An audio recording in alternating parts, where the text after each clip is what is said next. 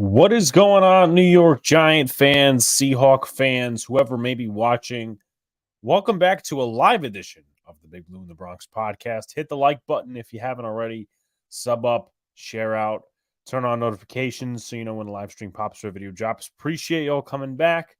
Again, share this out. Also, this will be on podcast platforms shortly thereafter the stream and all that sort of good stuff. So, shout outs to anyone who's in the chat right now. I did see Shane's comment. I also did see Jose's comment. So if you guys haven't already, please give Jose a subscription on YouTube. So we are going to have a Seahawks guest at around 8:30, or at least that's the expected time. John P. Gilbert from Field Gulls. If you guys remember, we had Mookie Alexander last year. He unfortunately could not make it on, so prayers out to him. Shouts to him. He's going through some stuff right now. But we got a Monday Night Football game to talk about. First thoughts, injury report, stat breakdown, things to look for, players to watch, top matchups, keys to win, score predictions, and obviously the discussion, of course. Shout outs to Max in the chat and anyone else who's, of course, is popping in. Now, of course, the segments may get a little discombobulated, maybe a little mixed around, depending on what time John comes in and stuff like that, but it may or may not roll like a regular show. So with that being said, let's get into first thoughts. I have been a little bit more down on this game since I picked them last Monday, which I believe was our last Boys in the Apple podcast, and we were talking about the picks, and I said, I'm going to pick the Giants, but Saquon Barkley is not going to play. I didn't really expect him to play. Andrew Thomas, and we'll get into the injury report, he's not going to play. He tweaked his hamstring again in practice on Wednesday, which is not a good sign for even next week. They consider him week to week. But it's going to be a lot. It's going to be a lot for the Giants to do. It's going to be a lot for the Giants to just overall accomplish in terms of tasks for Monday. And is this Seahawk team the team it was last year?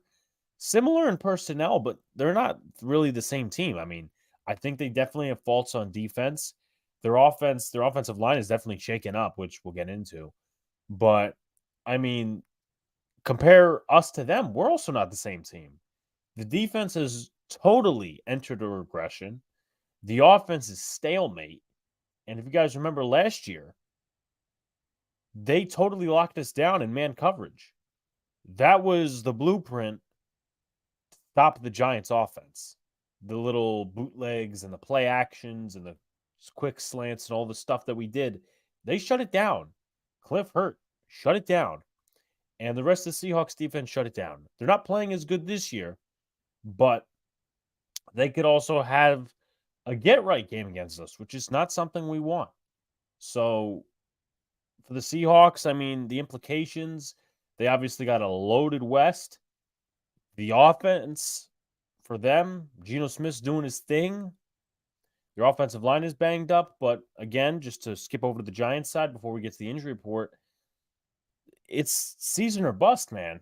It really is, because we could sit here and talk about, oh, well, we expected the season to go this way and this and that and all these other different things, but when you're in season, it's kind of a different feeling. If you lose this game and then you lose the next two, Miami and Buffalo, and then you go to the Commanders game, which we're home for, and the Jets game, let's just say you win those two games, you're 3-5 before you go out on a road trip. I mean, how's the team morale going to be? That's what not really many people take into account. Is the team still going to be bought into Brian Daboll? Is the team still going to be playing hard? And to be honest with you, this defensive effort really doesn't look that good to me. The tackling has been awful. We have the most missed tackles in the NFL. And just common mental errors, and a lot of people are just unhappy, including myself, with this Giants team, because you do expect them to be competitive. You do expect them to be in games and stuff like that, but at this moment, I didn't think they would be falling flat on their face. So anyway, let's take a look at the injury report. So for the Seattle Seahawks, they haven't updated it on their website, but I do have it from Mr. Art Stapleton, who of course writes for the Giants.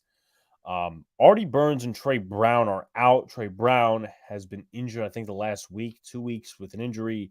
Artie Burns was actually playing last week, and he got hurt. So that damages a little different things right there for the Seattle Seahawks in terms of corner depth, which is a position they've been hurt at. Kobe Bryant, who is a safety and corner, he is doubtful with a toe injury, and Charles Cross is also doubtful with a toe injury as well. So that's big for the Giants to take advantage of. We know this pass rush hasn't been good. Don't tell me it has. And I get it. You could look at the last stats and the last game stats and say, oh, well, Leonard Williams got in the backfield and Dexter Lawrence got in the backfield. I mean, Kayvon Thibodeau was a ghost, and we'll get into more of that in a little bit. But questionable, Evan Brown, who, if you're a Giants fan, you may remember that name. He was an undrafted free agent with us at SMU, I believe, in 2018. He was part of the Shermer era, whatever. Will Dissly is also questionable, along with Noah Fant, two key tight ends. Derek Hall, the Auburn rookie, and Draymond Jones, who really heads up the middle of that defense, along with Jerron Reed. Now for the Giants, Saquon Barkley is doubtful. Andrew Thomas is not going to go, and that is pretty much it in terms of game statuses. DJ Davidson, he is expected to be a go. He's not really had a specified status for the game, which means he's good to go. It's not questionable, it's not out, it's not doubtful, it's not probable. It is unspecified, just like Ben Bredeson. He's expected to go. Azeez Ojulari, he's expected to go. Daniel Bellinger, who had a neck injury, he is expected to go. So all are good in terms of that, except for, once again, Andrew Thomas and Saquon Barkley. Broncos country, let's dive. Both teams' O-lines are really beat up from what I know. That is correct. Andrew Thomas is not playing for the Giants. They have their two starting tackles out, meaning Seattle. Their right guard looks like he's going to play Phil Haynes. Evan Brown, as I just mentioned, he's the center. He's questionable. So definitely in terms of these two pass rushes, which we'll get more on the defensive side in a few minutes, but this is a get-right game for both pass rushes. And I'm not joking when I say that. So moving forward, Seahawks, they rank 17th in total yards per game on offense, 13th in passing, 16th in running, 4th in points, which is pretty good. Obviously, points is the name of the game. Wink is destroying Kayvon. Shout out to Miz in the chat, using them all wrong. Giants D going to show up and win this game. Yeah, I hope so, man. I know that Wink had some comments earlier out in the week. He said something along the lines of, when we need to turn Kayvon loose, we will. And listen, I'm disappointed in Kayvon's play. Like, he came out, I said this before the 49er game, and, kind of threw a little bit of shade to fans. I don't really understand that. But at the same time, he's not played well, and him in coverage is not a good idea. Like, the Giants, if you're going to do that, do it with somebody else. Don't do it with Kayvon, who's pretty much the team's only pass rusher outside of Azeez Ojulari, but Ojulari is, of course, healthy at this moment. Wins that, bro, we're 1-5 in terms of what? Well, I mean, in terms of what, turning him loose or something like that. But no, I agree. I think Wink needs to utilize him better. Is Ojulari back? He is. Oh, I think he's maybe referring to Max's question. Ojulari is back, by the way. He's expected to play. He doesn't have a game status, which is a good thing. So you move on to the defense of Seattle. They're struggling except against the run. 30th in total yards per game, 31st against the pass, 6th against the run, 29th in points per game. They're 19th in pass percentage, 14th in run percentage, 17th in pass percentage on first down, 22nd in run percentage on first down, 22nd in blitz percentage, 28th in pressure percentage, 26th in sacks. So you could already tell that something I mentioned earlier, this is going to be a get-right game for the Seattle pass rush, and the Giants once again have a beat-up offensive line. Josh Uzuda is going to start at left tackle. Marcus McKeon is going to start at right guard, and once Andrew Thomas comes back, that's going to be a musical chairs thing. Do you put Uzuda at right guard? Do you keep McKeon there? Do you do something with Evan Neal? Evan Neal, I think, needs to have a really good game. And I'll talk about that in a little bit, but it's just something I thought of, because you could talk about Uzuda and different things, and JMS was a rookie, and McKeon, who's basically a rookie at this point. But Evan Neal needs to have a really good game to kind of win Giant fans over a little bit. When will he turn him loose? We'll turn him loose in terms of like putting him in coverage. So let him rush the passer. Thank you, Ojulari. Yeah, he's been pretty much he's been a zero. He's been on a milk carton a little bit. I'm not going to lie to you. And it's been frustrating. I mean, if you're a Giants fan and you want to see Azeez Ojulari succeed, but he's been He's been a minus. He's been a 0 on the field because he's not on the field. Now, the Giants, offensively, they don't rank well in offensive or defensive categories.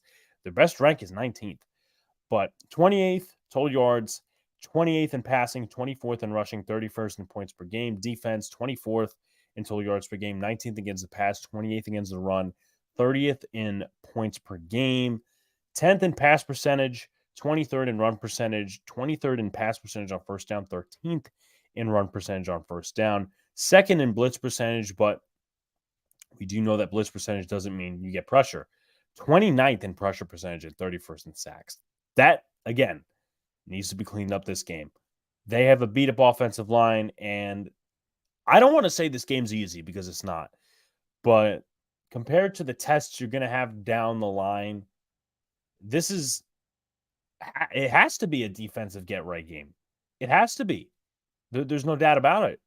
But we'll get into that in a little bit, of course, and further extend on it. The Seahawks have been without their tackle since week 1. Thank you for the insight, Jose. Good stuff, Alex. Good seeing you, man. Thank you, Miz. Appreciate it as always. So things to look for. The Seahawks, they're not some quick offense. They're not some slants, this, that, and the other thing. They're very much a drop back, take your time, play action, passing offense. And that's what the Giants need to be ready for. And Geno Smith, like any good quarterback against trash linebackers and trash corners and safeties, not saying that the Giants have those, but he attacks the middle of the field. And of course, DK Metcalf's healthy for this game. Tyler Lockett is healthy for this game. So they will be all healthied up. That's a terrible word to use, but I'm going to use it anyway, just for the sake of moving along.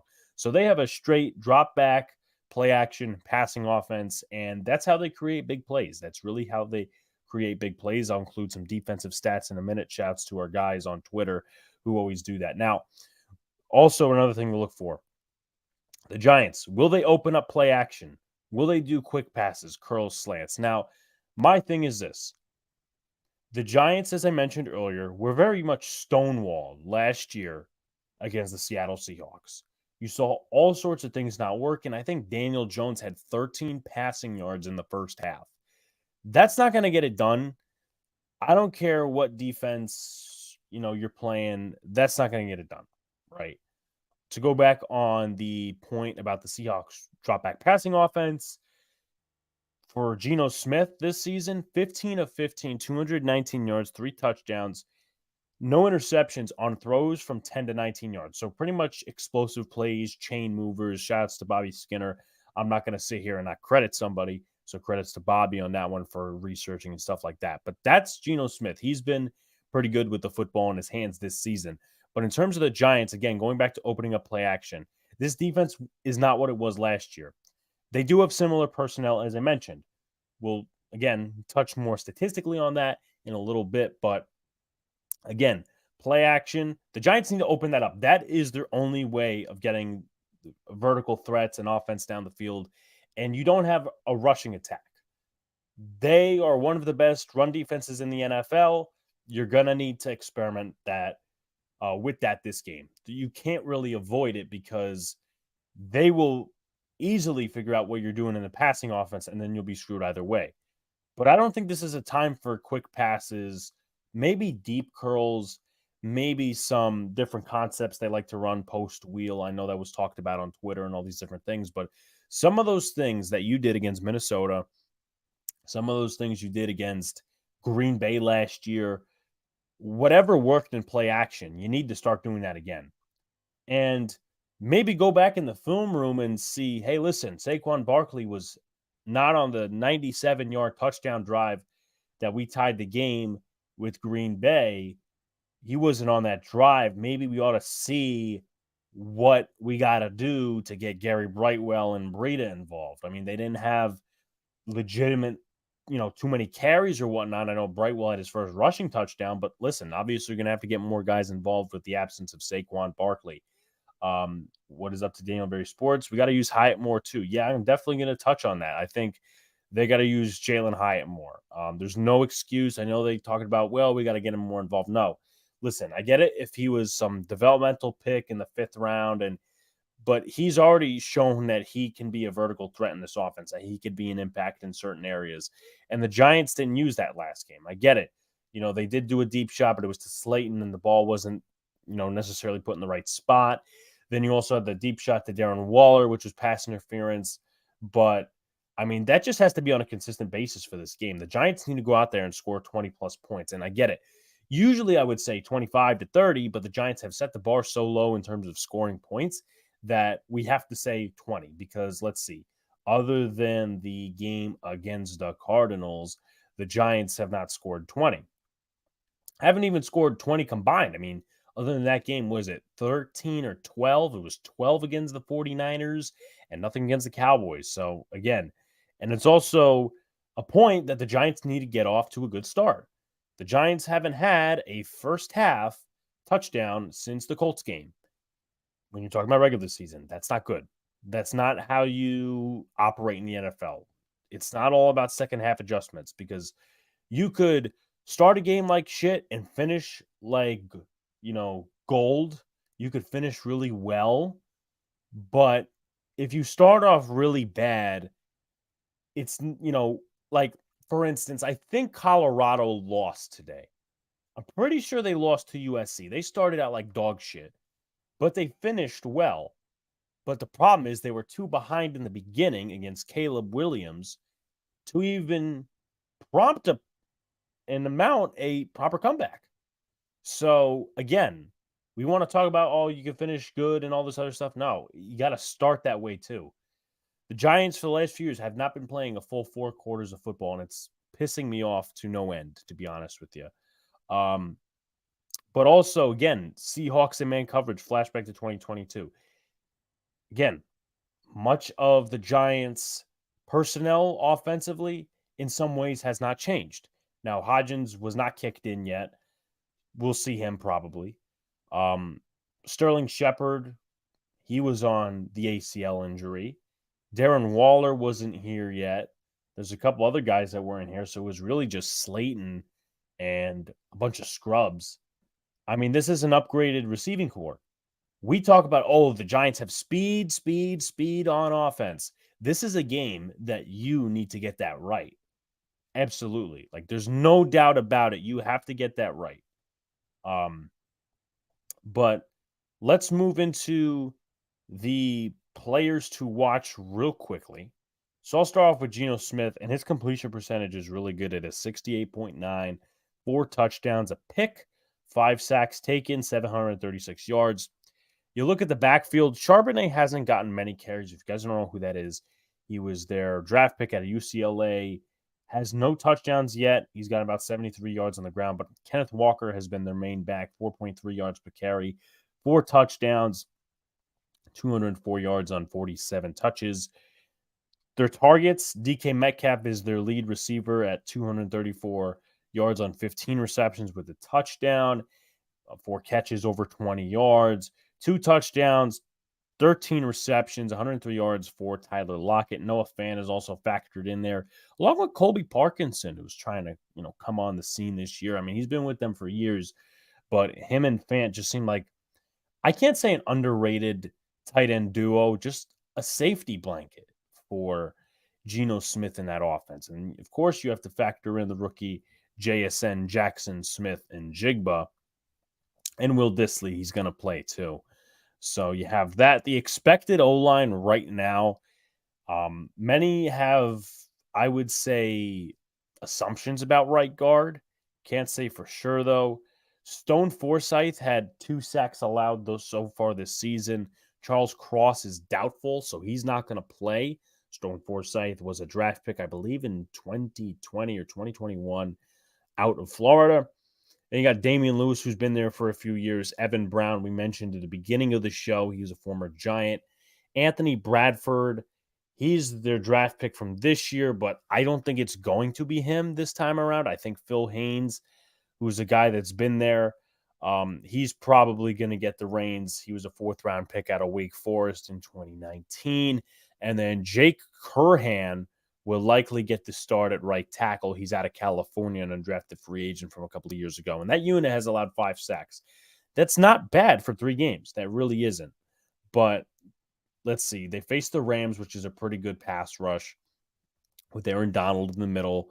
They face the Lions, and I think Hutchinson had maybe 2 sacks against them. I have to go back and look at the stats in specific, but I mean, if they don't give up big sack numbers, big pressure numbers to defensive lines like, Hutchinson, if they just let Hutchinson and Aaron Donald do their thing, and then maybe the other backups don't really get a shot at doing their thing because they're locking them down, that doesn't spell right for the Giants defense because we're not the 49ers. We're not the Rams. We're not Aiden Hutchinson. We're not that defensive line who attacked Jordan Love on Thursday. So the Giants, again, they need to prove a lot of people wrong this game. There's really no doubt about that. The Seahawks are going to chip with tight ends and run the football. The Giants need to throw at the slot. Yeah, I mean, that's going to, again, Jose, it goes straight to my point of speed, speed, speed. Everyone was talking this offseason, the Giants offense is one of the speediest in the NFL and this and the other thing. It needs to be put to the test this game. It really does. I mean, again, Michael Jackson has probably one of the higher passer ratings allowed. Darren Waller, I would love to see, honestly, and we'll get into this in a bit, who Julian Love matches up against because he's been horrible in coverage statistically.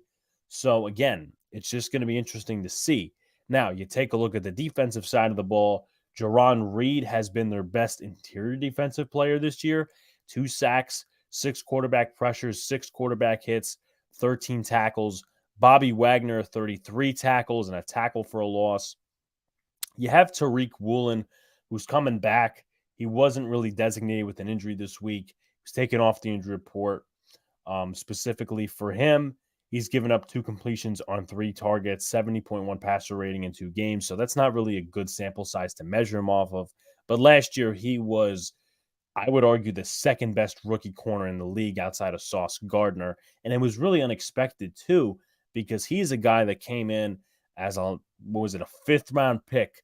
And not many thought of him in a positive light. But this man, he just kept it going.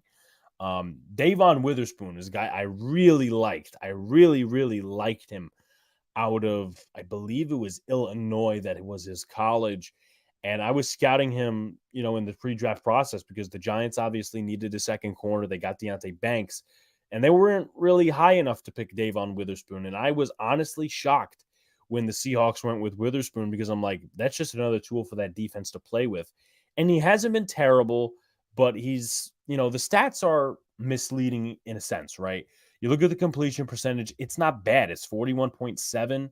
The passer rating could be better at 84.7. He's given up 2 touchdowns and 116 yards. So it looks like the chunk players are what beats him. 11.6 yards per completion allowed. So if it's Jalen Hyatt, if it's Darius Slayton, I would like to see the Giants attack him. I really would, because if you test him a little bit, if he starts clamping down, then you move on to Michael Jackson. If he is struggling, you split it between whoever's on Witherspoon and whoever's on Michael Jackson, who we flip to next. Now, he was a guy that came in a few years ago from Detroit, New England, played a lot last year. This year, he hasn't got off to the hottest start. He's played 3 games so far, no starts, 7 completions on 9 targets allowed, 77.8 completion percentage, 92 yards, 109.3 passer rating. So, again, he would be a guy, Daniel Jones, look in the film room, he would be a guy to target. But with that being said, I do want to pass it over to, let me just get him in here, John Gilbert of Field Gulls. John, what are your thoughts coming into this game? I'm excited. I always love primetime games. The Seahawks have done really well under Pete Carroll in primetime. It's always good to, I spent 10 years living in New York, so I love the city, love the area. And it's always good to see MetLife. But it's, I'm excited. I think the game will be a lot closer than a lot of Seahawks fans are anticipating, but I wouldn't mind if that's not the case at all. So hopefully it won't be, but we'll see. Exactly. We want a good primetime game, not a blowout, of course. So just going to go through a couple of questions, of course, so we could always get the opponent's side. Start with number one, which is more of a casual point of view as we get deeper and deeper into the analysis. After Geno Smith signed his contract extension, were there any worries internally, Seahawks fan base wise, or any of the reporters and the bloggers about him regressing? And how do you think he's performed thus far? Statistically, from what I've seen, he's pretty much on the same game as last season, good completion percentage and getting the chunk plays downfield. Yeah, I mean, there was definitely, absolutely no question, significant concern among large portions of the fan base, that he would regress, that he would return to, the pre-2022 Geno, or Geno that you saw for the Giants or for the Jets earlier in his career. And there was, I mean, it was a huge debate among Seahawks fans during the offseason. Do we extend him? Do we just keep Drew Lock and roll with him and see if the coaching staff can do with him what they did with Geno Smith over the past few seasons? And I think, the first half of week one against the Rams started off strong, performed well, and then the second half was an absolute disaster, with both starting tackles, Abe Lucas, Charles Cross, going down with injury, and the offense just sputtered. They did nothing. I think it was a total of 9 yards of 12 yards, something of total offense in the half, and a lot of that came on a 9-yard draw to end the game. But since then, week two, week three, they've kind of tweaked the offense a little bit. You mentioned those chunk plays. They have been going for the chunk plays, but they've been going more intermediate chunk plays that they've been looking for the last couple of weeks. In week two against the Lions, the longest completion to a wide receiver was only 18 yards versus what they've done in the past, where they look for DK Metcalf deep, where they look for Tyler Lockett deep. And Geno's done a fantastic job of getting the ball where it needs to go. And just like you said, I mean, fantastic completion percentage, passer rating through the roof. He's on pace for another fantastic season. We'll see if he can hit those incentives that he has in his contract. But so far, he's not making the team regret giving him the contract that they gave him. Yeah, absolutely. And as I brought up earlier, by the way, in the chat, Jose, thank you for that refresher on the sack count against the Lions. But one of the content creators for the Giants actually decided to do the math and draw this up. Geno Smith, and you just mentioned, I think one of the biggest completions over the last few weeks was like an 18-yard pass, not much longer than that. On Geno Smith on throws from 10 to 19 yards, he's 15 of 15, 219 yards and 3 touchdowns. And of course, that goes up against the Giants defense that really hasn't been able to do, defending the run or defending the pass in that note. Moving on a little bit too, you talked about the offensive line getting banged up. No Charles Cross for this week. Abe Lucas is still sidelined. How do you think the O-line has done in the absence of those two tackles? At least, once again, from the outsider standpoint, 5 sacks in 3 games isn't terrible. You guys went up against Aiden Hutchinson, and you didn't give up any sacks. And also, what's the update with Jason Peters? Because it seemed like when you guys signed him, he was going to eventually get into the mix. But again, I'll start with, how's the O-line done so far with, 2 tackles coming in and a mixture at the guard position too? It's been a lot better than I had anticipated. I thought it was going to be a disaster, but between using play action, between using multiple tight end sets, they've given the youngsters at tackle, Jake Curran and Stone Forsythe, the help that they've needed. There's been also a lot of rotation on the interior of the line. At one point last week, the only week one starter who was on the line and actually playing was Evan Brown at center, with the other 4 positions all backups.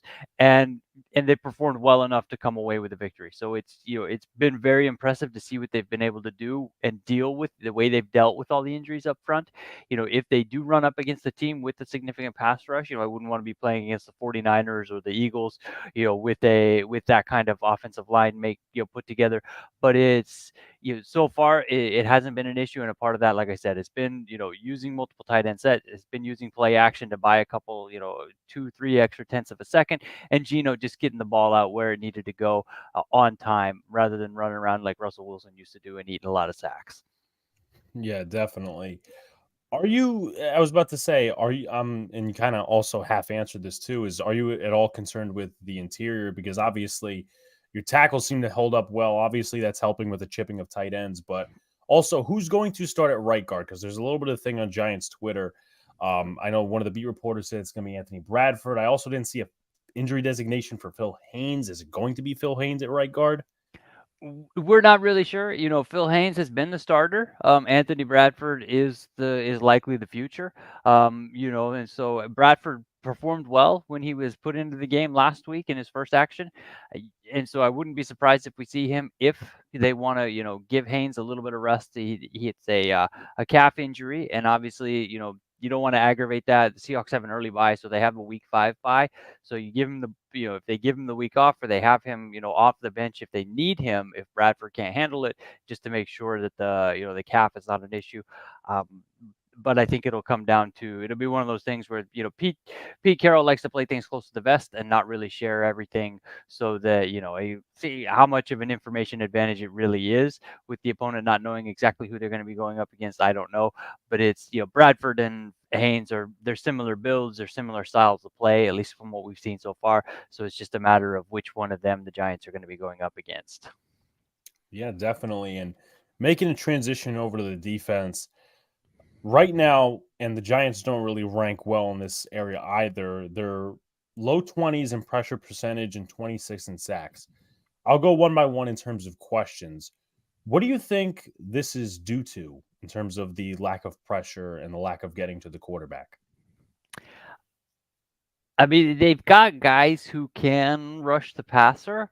I think they haven't had the play in the secondary to force quarterbacks to hold the ball long enough that the pressure can actually get home. Week 1 and week 2, both Goff and in week 1 Stafford absolutely shredded them in the intermediate area. They were getting the ball out, not immediate, not quick, not Tom Brady style, instant short stuff, but it was quick enough that the pass rush wasn't getting home. We saw a little bit more pressure in week 3 with the Panthers, where Andy Dalton held the ball a little bit longer, was looking to go a little bit deeper. But it's really been one of those areas of underperformance that's been concerning to a lot of fans, and I think a lot of it is whole lot of moving pieces. There's a whole lot of new names, new faces up front, and trying to figure out exactly what they have and how they're going to put things together, because they kind of tweaked the scheme up front a little bit in the offseason to try and focus more on stopping the run and trying to fit that in, balance that out with stopping the run and you know and attacking the quarterback. I think they're working towards it, but they obviously, like you mentioned with those rankings, they are not there yet. Right. And I'll go to the second question. And this is something I've talked about on the opposite side because the Giants have a similar issue once again. And I think they're also better talented in that area too. It's just the expectations are high and the performance is low. Do you think that this should be a get right game for the Seattle pass rush? I mean, defense is a bigger picture thing, but specifically the Seattle pass rush, because they are going up against an offensive line that hasn't played well and that's dealing without their best offensive tackle, really best offensive player, for being honest, and Andrew Thomas. It certainly could be. And I think it's one of those situations where if it's not, then it might be one of those times where alarm bells start going off. You can write it off for a week or two, or a lot of new names, a lot of new faces, a whole lot of snap count turnover. You know, in the off season with all the whole defensive front basically overhauled, and but at some point it's got to you've got to stop with the excuses, and this is one of those things where, like you say, the Giants offensive line has underperformed, or at least not performed at a high level this season. And if you can't go into a team that can't protect the passer, and you're not able to apply pressure, then that's an issue. And that's it was good to see pressure applied against Andy Dalton in the Panthers, but the Panthers, I believe, if memory is correct, have given up the most pressures of any team in the NFL so far this season, with their offensive line. So it's kind of one of those things where it's great, we got pressure, but is it replicable in the future against other teams, or was it just a function of the fact that we were playing against one of the worst offensive lines in the NFL?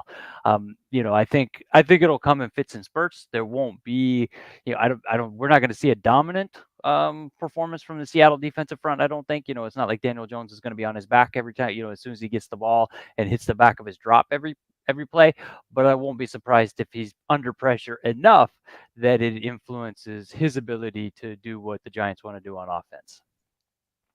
Definitely. And like you were talking about a little bit influencing the pass rush, we move a little bit concerning a little more the secondary too, because I believe, at least from what I've read, this is more of the reason. Unlike last year, the defense for Seattle isn't really putting out results. Now, do you attribute that to certain guys underperforming, or do you attribute that to guys like Tariq Woolen, Trey Brown getting injured, and maybe it's a mix of both? Let us know a little bit. I think it's a little bit, guys have been underperforming, and I don't think it's that they're underperforming, not that they're playing poorly. It's just, they've dealt with a ton of injuries already. Woolen injured, but Trey Brown obviously was lost to injury. Both safeties, Quandre Diggs and Julian Love, were playing with hamstrings injuries last week. The starting slot, Artie Burns, was playing because the the guy who played slot in week 3, Artie Burns, was playing because the starter at the position in weeks 1 and week 2 was out with a toe injury in week 3. That's Kobe Bryant. And so, there's been a whole lot of turnover, and that's turnover on top of a lot of offseason change at the position with the addition of Devin Witherspoon, the addition of Julian Love. You throw in the competition at the mix, and then Reek Woolen missed a bunch of training camp. You had Devin Witherspoon miss a bunch of training camp. And when they're playing these complicated back end coverages in the secondary, in their Fangio style defense, it takes communication. They need to know where the other guys are going to be. Where are they going to be lined up? Who's got coverage? Who's got what responsibility? Making the right reads in real time against offenses that are designing plays specifically to exploit these schemes and communication lapses. And we've seen how much of an impact that has had because the players just haven't had a whole lot of practice time together. They haven't been healthy. Jamal Adams is likely to start Monday. He's only had 2 full weeks of practice. And so it's just a matter of, I think the secondary will improve in their pass coverage, but don't be surprised if there are, a couple or 3 times during the game where the Giants have someone down the field absolutely wide open just because of a coverage bust. And it's just due to that lack of time together and the reps needed in practice to know where the other guys are going to be on the field. Definitely. So Jose, who does some Seahawks coverage, he blames Love. Max says, is Tariq Woolen back for this game? He has no injury designation, which means he's healthy. Forgot this was Monday night. It was Sunday morning. Yep. I mean, you got to get used to it. You're good, Barbara. You're good. As I said, it's a little bit of adjustment. Prime time game Monday night. It's just that extra day you got to wait. And Jose touched on it just a little bit in the chat. And as you did mention, Julian Love was playing with a little bit of a hammy. But there's also the stat out there. I think Julian Love has given up, one of the top 5 yardage and like coverage among safeties. How has he played overall in your view on this defense? Is it a concern long term, or is it the injury hampering him and he's still trying to find his footing in this defense? I think he's played well. I know he has. There's a stat out there that he's been heavily targeted. He's given up a ton of completions, but a lot of that has simply been a function of the fact of what the Rams did in Week 1. Sean McVay absolutely knows it shreds Pete Carroll's defense every chance he gets when he's got a competent quarterback under center. And the receivers, they run their routes past the linebacker. They hit the hole in between the linebackers and the safety, and the ball goes to the receiver, and then that gets charged to, either the safety or the corner who happens to be in the area. And it just so happened that it was Kobe Bryant and Julian Love who were in that area. When they've been in man-to-man coverage, he has been very good. He's provided the coverage needed. He's been great in run support. But because of the style of defense the Seahawks play and because they were exploited by both the Lions and the Rams in weeks 1 and 2 by those intermediate zones, his coverage stats, if you will, in zone coverage they're ugly. But if you look at his coverage stats in man-to-man, teams aren't targeting him because he's not the weakest link in that secondary. And I think there are some fans who are upset. They think they may have overpaid for him, felt they could have filled the position in-house, but it's, I'm ecstatic with the position. I'm glad he's around, and I hope that I'm hoping that he sticks around for more than just the 2-year contract that he signed. So.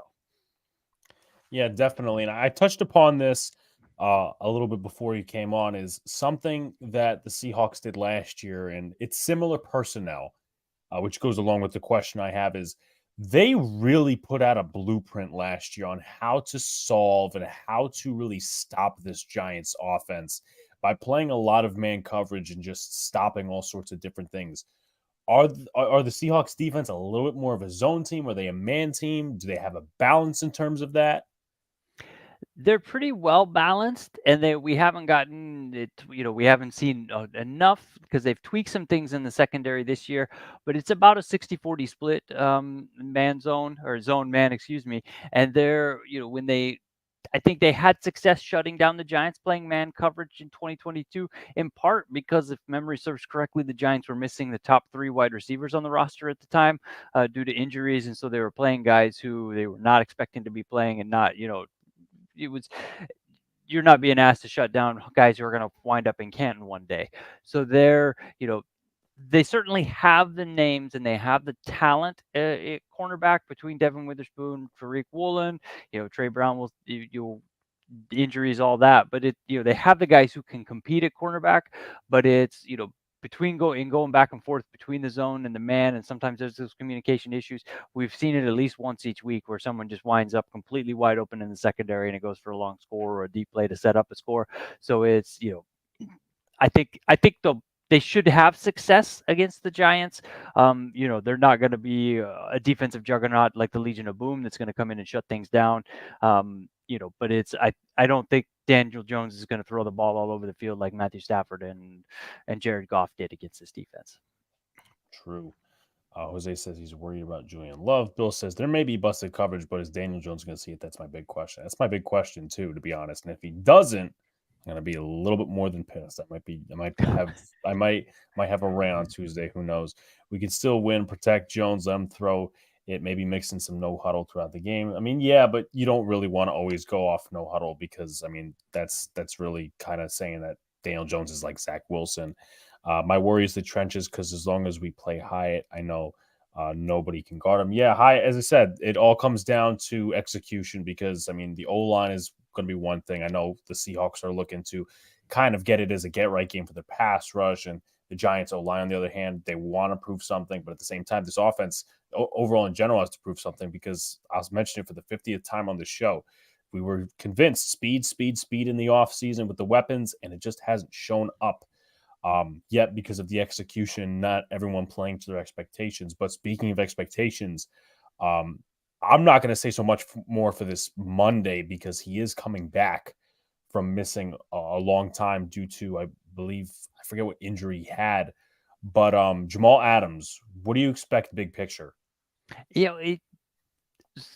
What we're hearing from Pete Carroll is that he's going to play and he's going to play a lot. Whether that means he plays 100% of the snaps, I expect him to start. What we'll see, he was posting, workout, rehab, recovery videos, throughout much of the off season, and it never got back to the point where I was comfortable looking at it and saying like, he's back. There was always a little hitch in his step, working through, whether it's scar tissue or, getting extra range of motion or whatever it is. He never looked fully healthy. Now, obviously he stopped posting those videos a couple months ago. It's been several months since the last one. So nobody's really seen him. He wasn't practicing, during training camp, when practices were open to the media. So, a lot of Seahawks fans, myself included, we're going to be watching and seeing, what he looks like for the first time, in person, with as much curiosity as Giants fans are. And so I think my guess is they aren't going to bring him back too early. It was a torn quadriceps tendon, which is absolutely, no joke of an injury, but they'll bring him back, let him do his thing, in the stadium where he played his best football of his career, where he started his career with the Jets, on Monday Night Football, let him do that.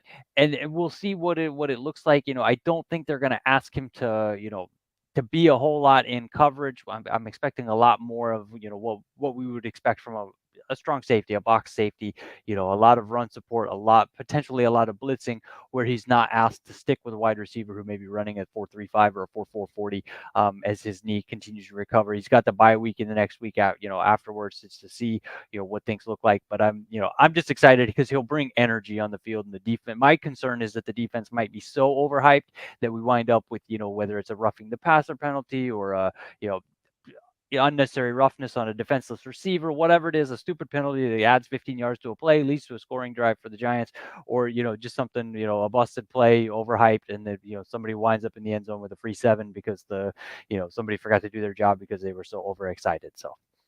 Yeah, definitely. So Max says our fastest player isn't getting the snaps. I'm hoping Dave will finally let us playbook. Rip, for now, it's for us, it's now and it's never, and you don't win playing scared. Absolutely. Especially against this defense, which is known to bust coverages. We aren't running the ball, though, in reference to this comment. We have to get off to a better start. I know we'd like to run, but we got to try to find things. Yeah, I mean, they only ran it 9 times, and there was only a fraction of them that were actually from running backs. And well, the Seahawks defense is very good against the run. I believe they rank top 10. I think they're like 7th. So, and even just to add on to that question, I mean, he's older and he was a part of that Legion of Boom, but how similar is Bobby Wagner to what he was when he was last with the Seahawks? There's certainly a difference. I'm not going to sit here and say no, he's exactly the same, the guy that he was, especially back in his prime. He's a step slower. They try to limit what he does a little bit. They're not having him carry wide receivers down the field like he was, 5 or 6 years ago. But in terms of run support, he's Bobby Wagner. He's a sure tackler. He's reading and diagnosing plays faster than anyone in football, and he's just that's all there. He's got the mental skills. The physical skills are not what they once were. The knees, are a little bit beat up, but in run support, he's phenomenal. But it's like I said, we're not watching him run with the wide receivers like we used to. So you can tell he's not the same, but there's enough there that he's impacting the game in a way that you can tell there's a difference when he's on the field versus when he's not. Right. And going to a little bit more basic game prep out of specifics. Well, actually, it's still kind of specific from an evaluation, also maybe a fan standpoint, whether it's position by position or it's player against player. Are you looking forward to any specific matchups for this game? It's really just what I'm looking forward to, or what we're really curious to see is what they do with Julian Love now that Jamal Adams is back, and they do have the issues in the slot. When he signed, one of my big expectations is that Love profiles almost exactly like athletically, he profiles out almost exactly like the slot corners who have had the most success for the Seahawks under Pete Carroll, whether it was Jeremy Lane, whether it was Deshaun Shedd, Jeremy Coleman over the years, and he profiles for that very well. And then he came out and he started obviously a strong safety the first 3 games because of the fact that they didn't have Jamal Adams, and he had experience at that spot before. Now it comes down to what are they going to do with him, with the Giants? Is he going to be lined up in the slot? Is Adams going to start a strong safety, or are they going to keep Love deep, put Adams in the slot? That's the matchup that I'm looking for, is what they're going to be doing there on the kind of on the interior of the secondary, as opposed to any individual matchups. I think when it comes to the run game, they're going to be fine in getting. I think the Bobby Wagner is going to manage the defensive front. The pass rush is going to be the pass rush. My could well one thing I will be watching is whether the Giants pass rush can take advantage of the youth that might be on the field for the Seattle offense on the offensive line. But they've given enough support at that over the past 2 weeks, so they've kind of allayed my concerns on that. If this game were being played in week 2, that's a matchup I would absolutely be watching. The when the Seahawks have the ball on offense, what I'll be watching is whether they'll be able feeding the ball to Jackson Smith-Njigba a little bit more. He has been mostly a decoy during the first. I mean, I say that jokingly almost, but a first round wide receiver. But he's playing third fiddle behind Metcalf and Lockett, and obviously they've kind of tweaked the offense. They're not throwing deep, so that's not opening up the underneath and the middle for him, kind of like they had anticipated. And they've been throwing a lot more to the tight ends. I think with a little more confidence in the offensive line, with a little more experience for those tackles who came in very inexperienced a couple weeks ago, I think we might see a big game out of JSN, just because of the fact that they might let Metcalf and Lockett run a little bit deeper routes and let Jackson Smith-Njigba have a little bit more space to operate in the underneath intermediate. And I'm not saying he's going to go off for a couple hundred yards, but if he has a 75-yard game, I think it'll lay a lot of the fears of Seahawks fans who are frustrated that they have a first-round pick who has 57 yards receiving through his first 3 games. Right. So 2 X factors one on offense, one on defense for the Seahawks on Monday? The defense is it's going to be whoever's in the slot. Who is playing? Probably Julian Love is going to be my guess. And it's can they shut down whoever can they shut down all of the Giants' receiving targets? And then on offense, it's the Seattle offense runs through the tight ends. When the tight ends are able to produce and the Seahawks can move the ball through the air to the tight ends over the past couple of years, since with Geno Smith the quarterback, they've been able to score and move the ball and win. So it's going to be Will Dissly and Noah Fant versus the Giants in coverage, and if those two can, or if the Giants can stop those two, then Colby Parkinson, not Will Dissly. Dissly is battling a shoulder injury, but if they can, Fant and Parkinson, if the Giants can stop those two, those are going to be that's the way to slow down and stop the Seahawks offense. Right. And if you're on the Seahawks side and you're looking at the Giants, one on offense, one on defense in terms of X factors for the opponent. They've been fantastic shutting down the run. And so can they continue to shut down the run and can they stop Saquon like they did last year? Obviously it's not like he's people know he's going to be the focal point of the offense, or at least one of the focal points if he's playing. If he's not playing, the Giants beat the Seahawks with the backup running back in a couple years ago in 2020, on the 12-4 season when we went to the playoffs and lost I believe it was 17-12 or 17-14 to the Giants. So it's can they stop? If it's not Saquon, who is it? And can they stop it? Because and they've been shredded at times by running quarterbacks. So I won't be surprised if Daniel Jones has a big game on the ground. And then on defense, it's just going to be stopping the Giants defensive line, whether it's Dexter Lawrence shredding things from the inside, Leonard Williams, or Kayvon Thibodeau. Any of those three guys whoever it is that's matching up against Jake Kern and Stone Forsythe. That's going to be the X factor on that front. Right. And then a final score or just a winner prediction.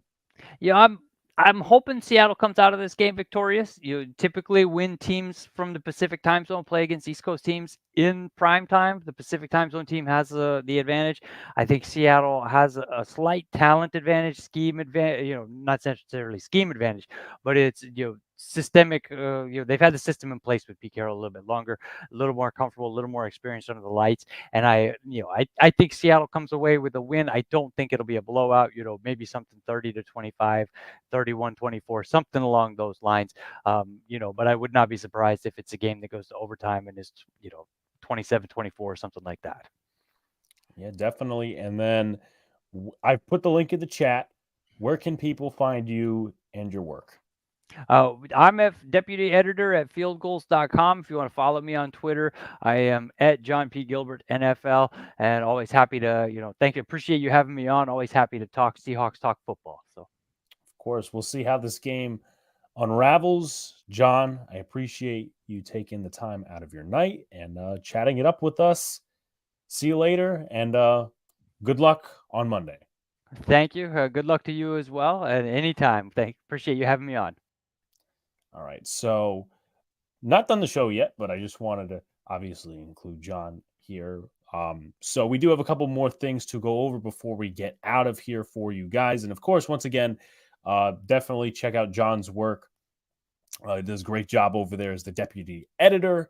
But obviously, I talked about Michael Jackson, Jamal Adams, as we discussed with John. He's coming back. How much he's going to play? Is it going to be close to the vest for Pete Carroll? Is it going to be, something like 70% of the snaps? He's the guy that loves to stop the run.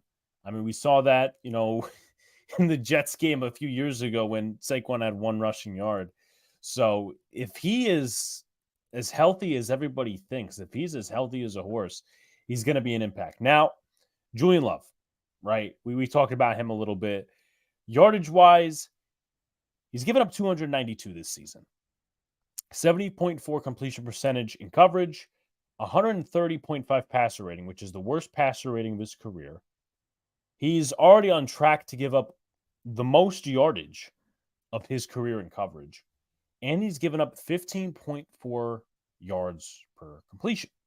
So, again, the Giants should attack that area. Love, I mean, I don't think he'll get too much time in the box because they have a lot of guys like Jordan Brooks and Devin Bush and Bobby Wagner and Jamal Adams. Those guys are going to be in the box. I don't think that there's going to be a stacked box for the Giants because I still think there's legitimate threats on the outside and in the slot too. So, again, we'll talk about the slot a little bit more in just a second. But first, I do want to get to this.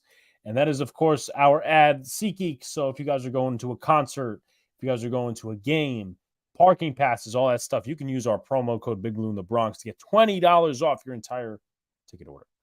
Just wanted to put that out there. Yeah, listen, shout outs to John, man. I mean, he came on here and, he gave us the analysis that we needed. So appreciate it. Appreciate John.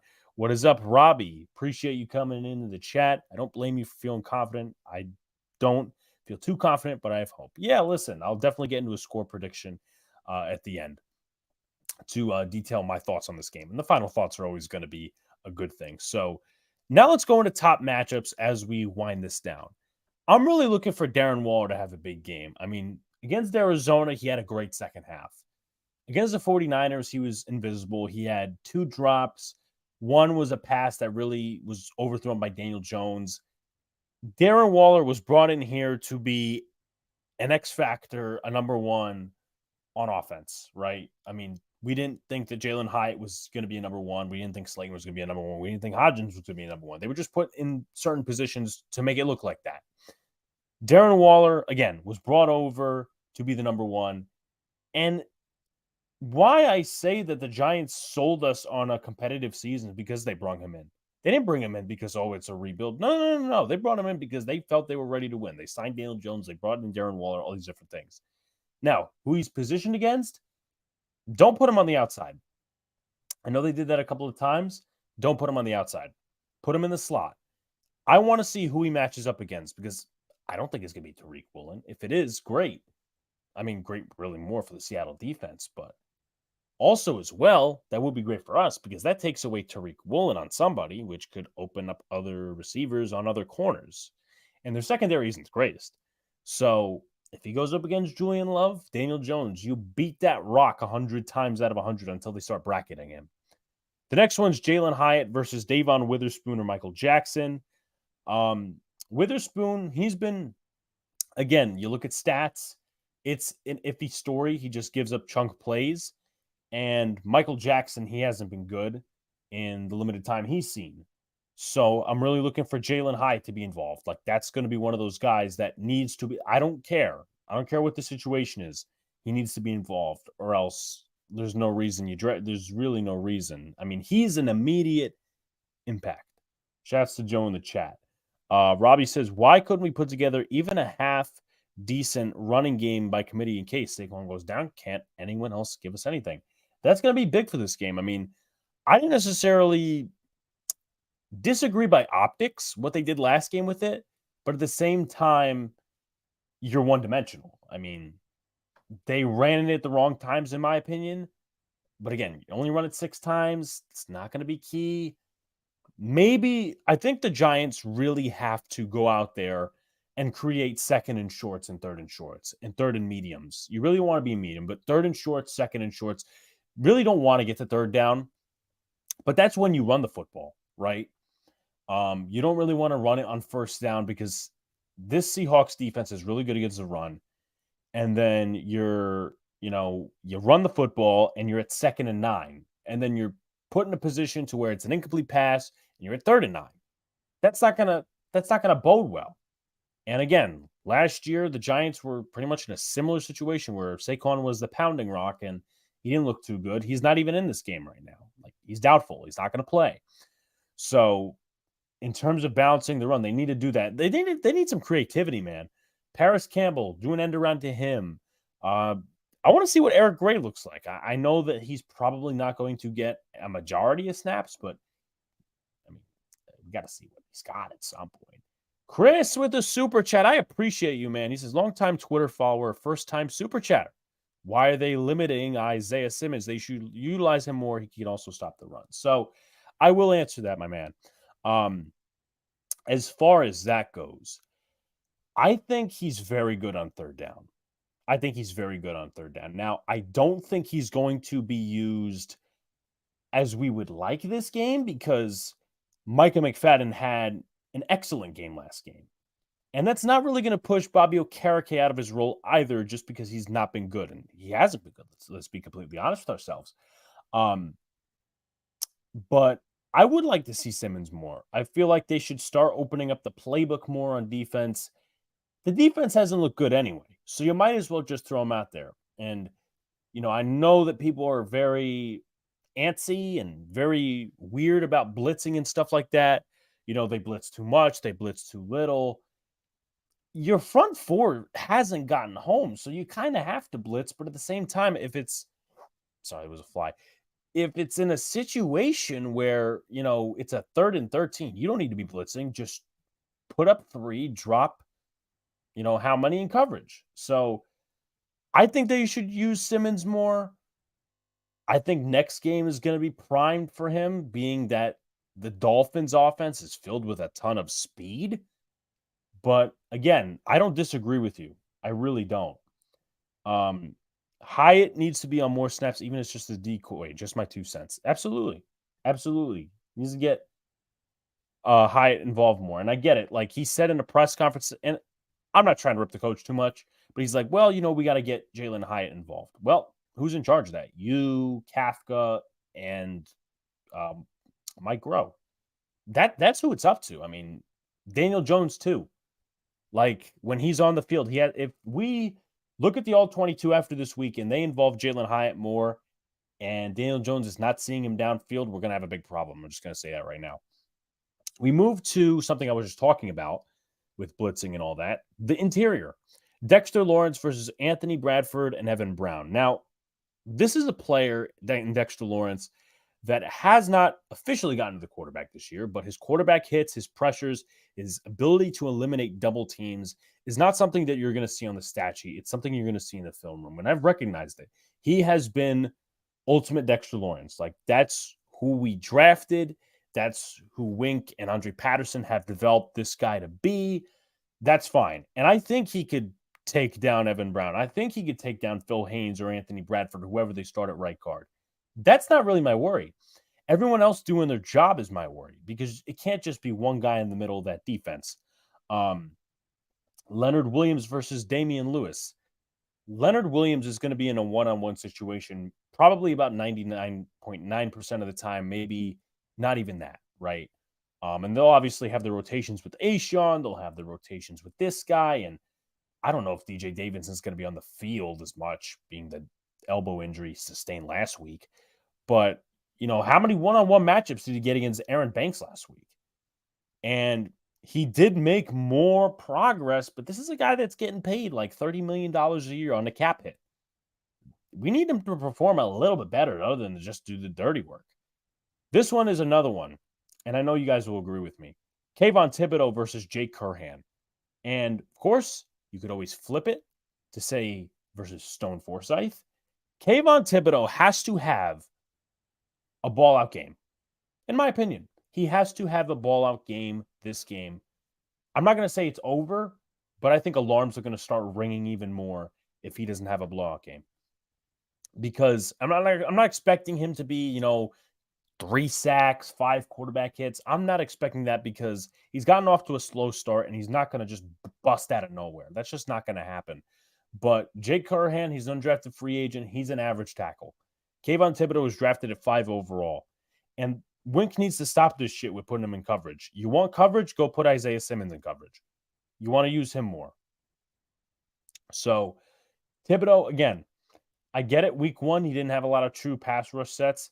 But, where's the energy? I think the defense, this has to be a get-right game too because they're a powerful offense. If you take care of a powerful offense enough, imagine what that does for the psyche. That says, okay, we can, pretty much compress this offense that's probably rated as one of the top in the league. Geno Smith, his completion percentage is off the chains. Imagine that what that does for the team's mojo, what it does for the team morale. But it has to start with individual players doing their fucking job. Thibodeau versus Curhan. And then on the other hand, you have Azeez Ojulari versus Stone Forsythe. A lot of people, including myself, have been very impatient with Azeez Ojulari because for the last 2 years, he has not been on the field.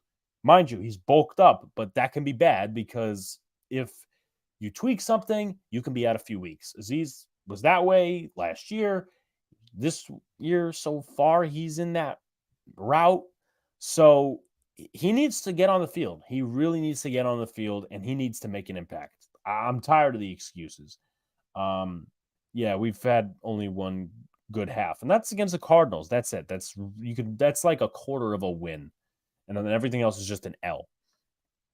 And I'm also looking at the secondary of this game. I'm actually going to start out with Xavier McKinney. Wrap up your tackles, number one. Mr.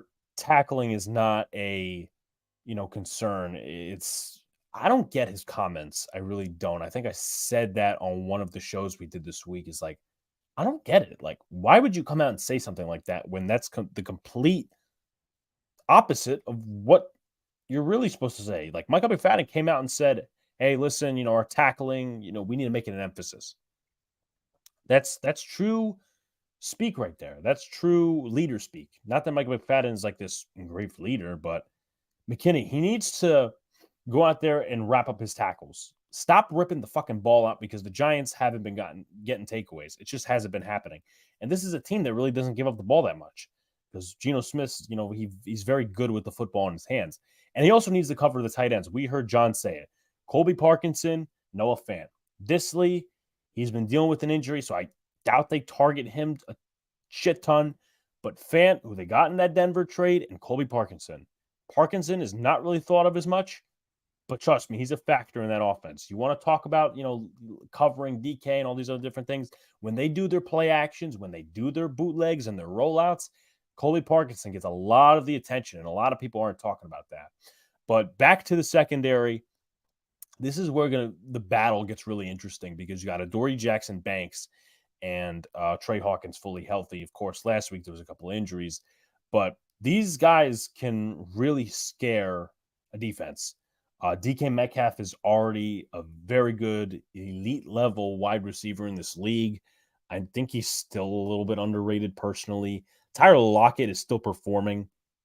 And then you got Jackson Smith and Jigba, who, and again, John said it, a lot of Seahawks fans are very antsy about right now because he's only got like 59 receiving yards. But he could have a big game. And it just depends who they're going to put in the slot. If they put Adoree in the slot, that's going to be Tyler Lockett's battle. If Smith and Jigba is on the outside, maybe you get him going against Trey Hawkins. Either way, it's not going to be an easy battle. This is going to be another battle of, technique and talent. It really is. And I know it comes down to that every game. I would personally go ahead and make Cordell Flott active for this game because if one of these guys gets injured or one of these guys gets hurt, you don't want McLeod in the game. You don't want a guy like Darnay Holmes in the game to screw it up for you.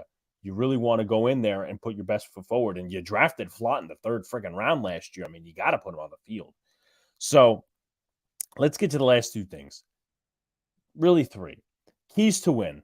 Get the passing game going. This is a get-right game for the passing game. It absolutely has to be.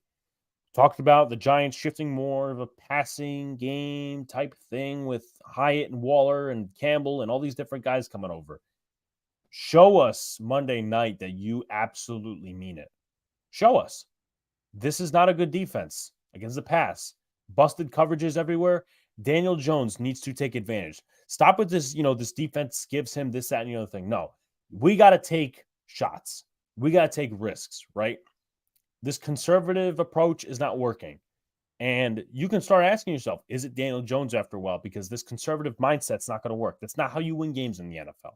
Because if you're like that, then the defense has to win majority of the games for you. So Daniel Jones, this offense needs to go out and take risks. They need to use Hyatt. And even if it's an incomplete pass or whatever, that's fine. Because at least you're keeping the defense honest. Darren Waller over the middle of the field, maybe get Hyde over the middle of the field. I think those two guys, and maybe Paris Campbell too, but I'm really tired of saying his name. So maybe you want to flex Wan'Dale Robinson in there because Paris Campbell has been great, I'm going to be honest. Wan'Dale Robinson, on the other hand, maybe you get him involved too because he's back, he looks very healthy, and he's got speed. Number two, It's sad we even have to put this as number 2, but wrap up your tackles on defense. We're terrible against the run. Kenneth Walker can break tackles. Zach Charbonnet's probably not going to get a ton of snaps, but again, wrap up your tackles on defense. And this is for anything, because last week it was yards after catch galore. 199 at 310 yards were predicated on yards after catch. I don't know that the Seahawks offense really does what San Francisco does in terms of relying on yards after the catch. So there's that. Wrap up your tackles on defense. Don't let, it's just the basic fundamentals. It's sad we have to go over this point. Play your gaps, take the right angles, wrap up your tackles. That's really number 2. Execute your fundamentals on defense. And number 3, attack the O-line weaknesses.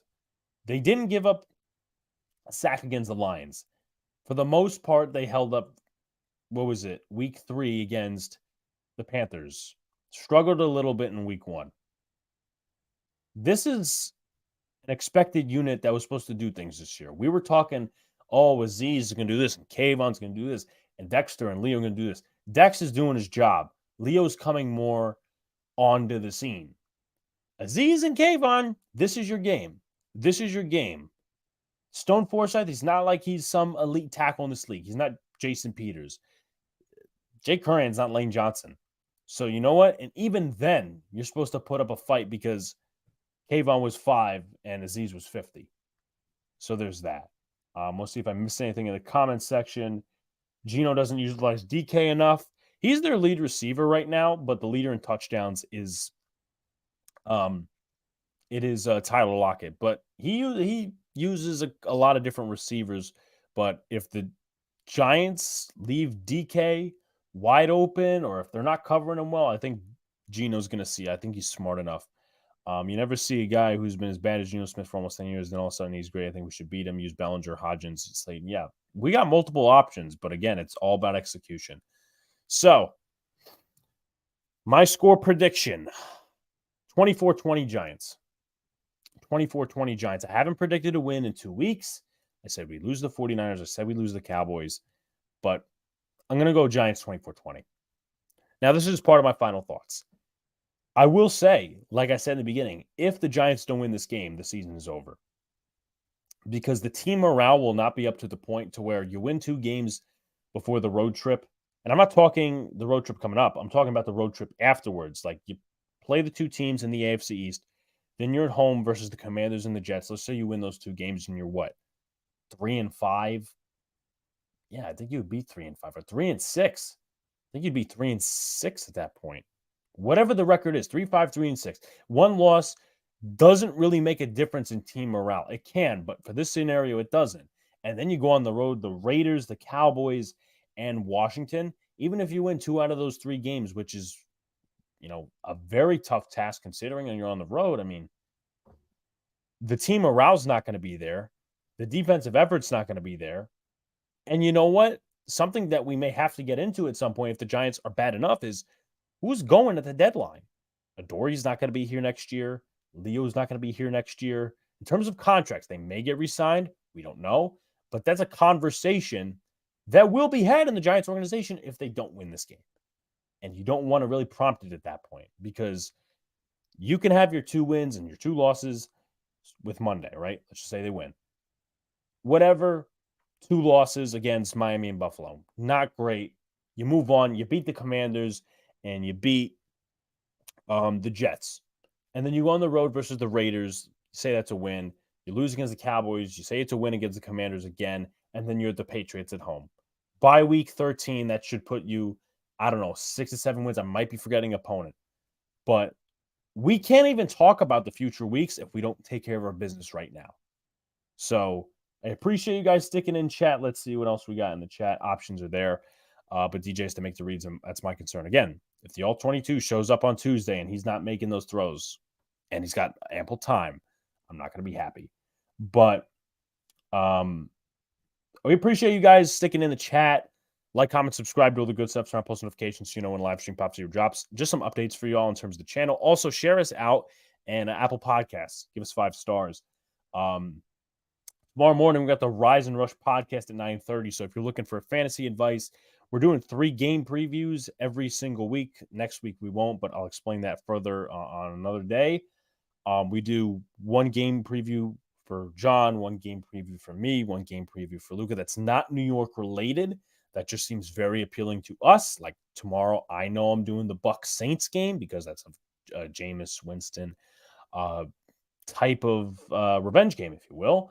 And then also at nighttime, we'll be doing the Chiefs Jets game. And then Monday night, we'll be doing the Giants Seahawks game. So tune in for that. And then a podcast on Tuesday. So we're keeping you up with this Giants coverage. Like, comment, subscribe, do all the good stuff. SeatGeek code Big Blue in the Bronx for $20 off your order. I appreciate you guys tuning in, and I'll see you tomorrow morning. But if I don't see you at all, let's go Big Blue. Peace out, everyone.